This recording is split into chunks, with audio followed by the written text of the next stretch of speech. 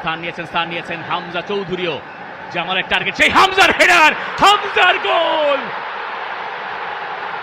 Brave new Bangladesh, সেই বাংলাদেশে হামজার গোল এবং এই স্টেডিয়াম এখন ফেটে পড়ছে।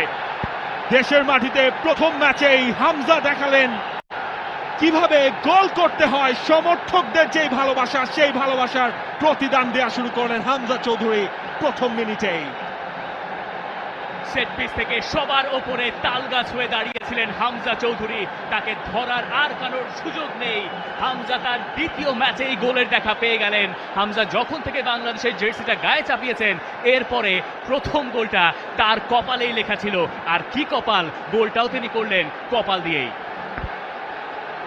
পারফেক্ট স্টার্ট হামজা চৌধুরীর জন্য, একেবারে সেট আপটাও গেছে। হামজা লাফিয়ে উঠেছিলেন এবং সেখান থেকে যে ফিনিশিংটা দরকার ছিল সেটাই করেছেন হামজা চৌধুরী। গোলকিপারের ঠিক পাশ